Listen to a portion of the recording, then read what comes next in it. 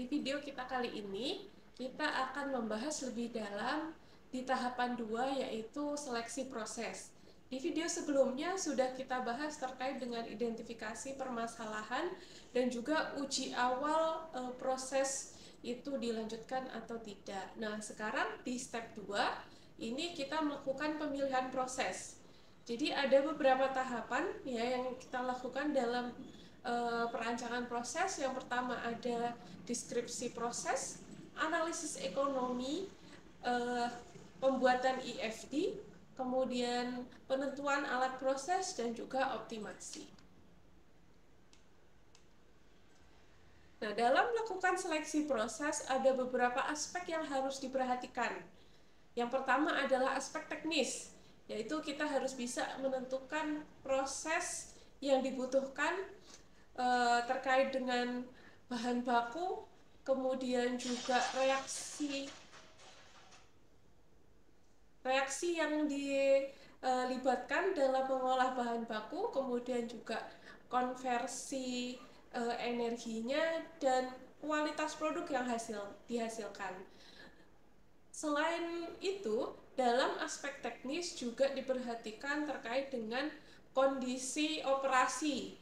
Jadi kondisi operasi itu terkait dengan parameter operasi yang terlibat.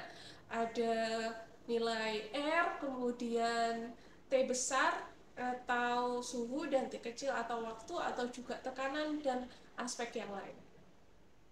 Kemudian aspek kedua, selain teknis, yang harus kita perhatikan juga adalah aspek ekonomis. Aspek ekonomis berarti kita harus bisa menentukan total investasi yang dibutuhkan dalam merancang dan membangun pabrik. Kemudian setelah investasi dihitung, juga harus kita tentukan rate of return atau laju pengembalian modal yang dihasilkan perusahaan. Selain itu juga ada parameter lain seperti payout time atau waktu pengembalian modalnya. Aspek lain ya selain teknis dan ekonomis itu juga ada aspek dampak lingkungan. Nah, ini yang sering tidak diperhatikan oleh pihak-pihak swasta yang membangun pabrik ya. Jadi aspek dampak lingkungan itu sering terlupakan. Contohnya adalah kita harus memperhatikan baku mutu limbah yang dihasilkan, kemudian juga potensi B3 dari kegiatan produksi, juga water waste treatment, jadi penanganan limbah yang dihasilkan oleh pabrik tersebut. Ya, jadi dalam melakukan pemilihan operasi, tahapan yang aspek utama yang harus kita perhatikan adalah kondisi operasi. Jadi kondisi operasi bisa ditentukan dari berbagai macam hal. Yang pertama dari laju produksi, ya apakah menggunakan massa atau juga satuannya molar per waktu. Kemudian juga kapasitas produksi, apakah dihitung dengan massa, biasanya satuannya kilogram atau ton, per waktu, jam atau tahun. Kemudian juga ada mode operasinya, apakah termasuk dalam operasi batch atau continue. Nah, nanti untuk membedakan batch atau continue akan kita diskusikan setelah ini. Kemudian juga seperti parameter-parameter proses yang diperhatikan, yang dilibatkan, misalnya tekanan, kemudian suhu, atau juga waktu operasi. Nah, kondisi-kondisi operasi ini merupakan hasil dari research and development skala lab, atau juga pilot project, atau kegiatan produksi komersil yang sudah dilakukan oleh perusahaan sebelumnya, atau juga hasil dari penelitian yang ada di laboratorium. Kemudian dari situ, dari aspek-aspek operasi itu kita juga bisa menentukan pengaruh beberapa parameter, misalnya pengaruh suhu terhadap laju reaksi, sehingga reaksi yang sangat eksotermis yang mengeluarkan panas sangat besar, itu sensitif terhadap suhu dan energi aktivasi yang tinggi. Nah, ini harus diperhatikan dalam kita memilih proses yang tepat. Nah, dalam klasifikasi proses, di sini ada proses kimia. Dibedakan menjadi dua, berdasarkan cara bahan masuk dan keluar proses, dan juga berdasarkan ketergantungan pada waktu. Nah, berdasarkan cara bahan masuk, itu dibedakan menjadi proses batch, kemudian continue atau semi batch, yaitu perpaduan antara batch dan continue. Kemudian berdasarkan ketergantungan waktu itu ada steady state dan juga unsteady state. Nah, untuk proses batch sendiri ya, jadi kita harus paham betul-betul perbedaan antara batch dan continue. Proses batch di sini, ketika suatu bahan masuk ke proses, kita lambangkan gambarnya adalah bahan itu A dan juga B, ya. Di bagian di layar bisa kita lihat proses itu berlangsung dalam waktu tertentu. Ketika proses selesai, maka proses dihentikan dan kemudian produknya baru bisa diambil. Jadi bisa kita lihat di gambar ini, bahan masuk itu adalah A dan B, kemudian angka di bawah tabung itu adalah kita simpulkan sebagai waktu. Jadi dari bahan A dan B ini kemudian diproses dulu sampai selesai, kemudian baru C, yaitu adalah produk yang dihasilkan dari proses. Jadi batch itu adalah kita bisa mendapatkan produk ketika prosesnya sudah selesai semua.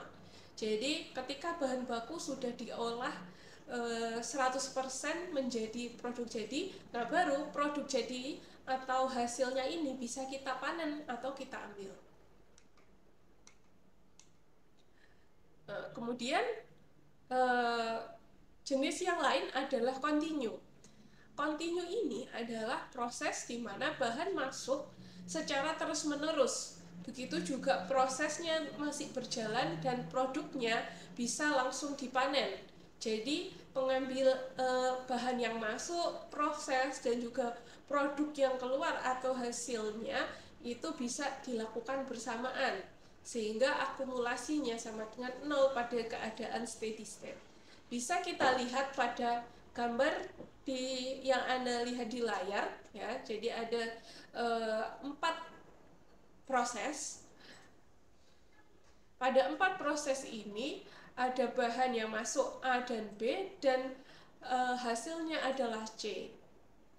Dari sini bisa kita lihat bahwa bahan baku yang masuk di masing-masing proses itu bisa dilakukan bersamaan, juga dihasilkan hasil atau produk yang dilambangkan dengan C bisa diambil, tidak harus menunggu semua bahan baku A dan B itu diproses sampai selesai. Nah, selanjutnya untuk memudahkan kita menentukan proses mana yang efisien, maka kita buat tabel seleksi proses. Di situ kita tentukan parameter untuk menyeleksi prosesnya. Di sini dibedakan menjadi 3 aspek ya, yang sudah kita sebutkan tadi. Ada aspek teknis, aspek ekonomi, juga aspek lingkungan. Aspek teknis ini memuat kondisi proses, konversi, kemudian persentase yield, dan juga suhu atau juga tekanan. Aspek ekonomis itu kita ambil 3 dulu, investasi, rate of return, dan juga payout time. Nah, ini adalah contoh perbandingan proses yang sudah selesai, sudah ada, sudah dibuat. Jadi di kolom paling kiri itu adalah uraian parameter prosesnya, kemudian dibandingkan antara proses dengan hidrolisis asam enzim, dan juga hidrolisis enzim.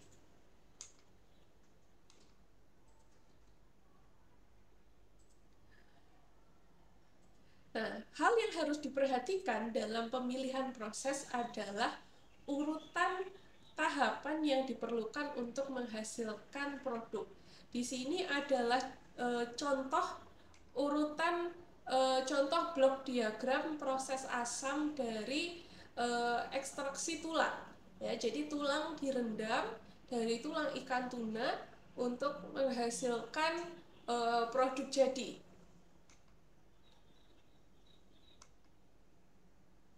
Nah, ini adalah urutan proses ketika menggunakan proses alkali. Nah, ketika dibandingkan, maka bisa kita tulis hasil dari masing-masing parameternya antara proses asam dan juga proses alkali. Nah, ini adalah contoh dari perhitungan atau penentuan pemilihan proses batch, perbandingan antara proses batch dan continue. Ya, jadi di kolom kedua itu adalah parameter, ya, pakai tiga parameter utama, yaitu teknis, ekonomis, dan juga dampak lingkungan. Kemudian kita hitung proses batch-nya menghasilkan masing-masing parameter itu nilainya berapa. Contohnya konversi untuk proses batch, konversinya persentase konversinya lebih tinggi dibanding proses continue, yaitu 95%, kalau continue 85%. Untuk yield yang dihasilkan lebih rendah proses batch dibandingkan proses continue, 90 proses batch dan 95 untuk proses continue. Nah, kemudian di aspek yang lain, ya, misalnya adalah aspek ekonomis. Nah, ini untuk aspek ekonomis, investasi untuk proses batch ini dihitung besar, ya. Jadi perhitungan investasinya dinilai lebih besar dibanding dengan proses continue. Kenapa? Karena ketika kita merancang suatu proses itu menggunakan sistem batch, maka mesin yang diperlukan itu lebih banyak. Kenapa? Karena ketika kita menggunakan proses batch, kita harus menunggu proses itu selesai semua, kemudian baru hasilnya akan kita ambil dan kita lanjutkan ke proses yang lain. Nah, bagaimana dengan proses yang menunggu ini? Ini kan tidak bisa kita biarkan waktunya tanpa dengan hanya menunggu, maka kita membeli atau kita pakai mesin yang lain untuk menunggu di mesin pertama ini selesai dulu, sehingga butuh mesin yang lebih banyak. Nah, kalau di proses continue itu karena prosesnya continue, jadi kecepatan prosesnya lebih tinggi dibanding proses batch, maka mesin yang diperlukan juga lebih sedikit. Jadi investasinya dinilai lebih kecil untuk proses continue. Kemudian rate of return-nya otomatis untuk karena di proses batch investasinya besar, maka ROR-nya juga kecil. Kalau di proses continue karena investasinya kecil, maka laju pengembalian modalnya atau rate of return-nya itu pasti besar. Juga linear dengan payout time. Gitu. Kalau waktu yang dibutuhkan untuk pengembalian modal untuk proses batch pasti lebih lambat karena lagi-lagi investasinya lebih besar dibanding proses continue. Untuk aspek operasi dan juga dampak lingkungan yang dihasilkan dari proses batch dan proses continue ini dinilai sama gitu. Nah, setelah kita tentukan nilai dari masing-masing parameter, kita tentukan juga grade-nya. Jadi di tabel ini, ya, kalian bisa lihat di samping proses batch ada grading atau rating atau nilai grade yang kita tentukan. Nah, nilai ini itu dilihat dari kita maknai perbandingannya dengan grade dari proses batch dan proses continue, ya, tidak semata-mata dari angkanya. Contohnya, untuk proses proses batch sendiri, konversinya di proses batch itu 95%, sedangkan di continue 85%. Sehingga karena konversinya lebih besar di proses batch, maka grade-nya kita tentukan 100 gitu. Lebih kecil dari angka 90 yang merupakan grade dari proses continue, karena memang diketahui persentase konversinya lebih kecil di proses continue. Juga dengan misalnya untuk aspek ekonomis, di sini investasinya besar, maka grade-nya lebih rendah.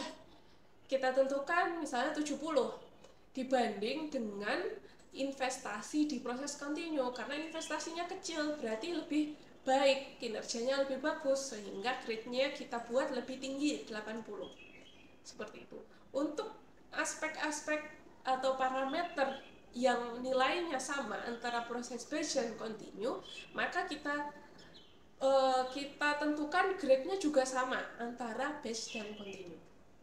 Kemudian kita total grade-nya, sehingga bisa kita lihat di sini ya, grade antara proses batch dan grade proses continue itu nilainya mana yang lebih tinggi.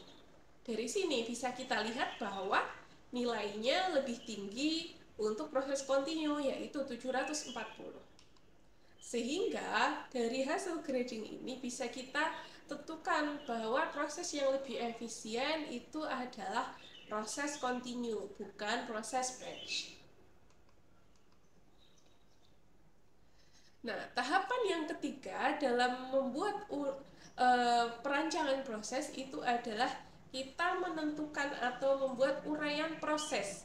Jadi proses yang sudah kita seleksi tadi lebih jelas aspek dan spesifikasinya.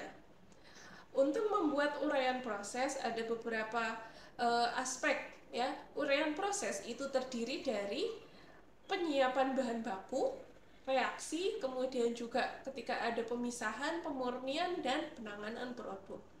Dari uraian proses ini kita buat lebih detail menjadi EFD atau Engineering Flow Diagram. EFD ini memuat beberapa komponen. Pertama adalah kode alat dan simbol, kemudian juga ada aliran utama bahan dan daur ulang, alat transportasi proses, utilitas, recycle, utilitas, kemudian treatment, judul proses, dan juga neraca massa di tiap aliran. Di dalam uraian proses, kita juga menentukan atau menguraikan utilitas yang kita butuhkan di dalam proses. Utilitas mencakup ada uap, kemudian air, electricity atau daya listrik, dan juga bahan bakar. Utilitas ini dibutuhkan dari tahap mengolah raw material hingga ke menghasilkan produk dalam bentuk produk utama atau juga produk samping atau byproduct. Nah, perlu diingat juga bahwa dalam menuliskan uraian proses, pada proses yang dipilih harus menyebutkan alat sesuai dengan kode alat yang sudah dibuat di proses flow diagram. Ini adalah contoh dari proses flow diagram yang biasanya diajarkan pembuatannya di mata kuliah gambar teknik.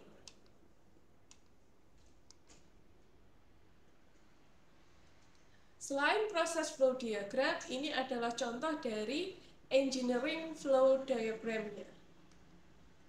Ya, sekian dari materi yang sudah saya sampaikan terkait dengan perancangan proses. Apabila ada hal yang belum jelas, bisa ditanyakan di kolom diskusi di akun Spada masing-masing.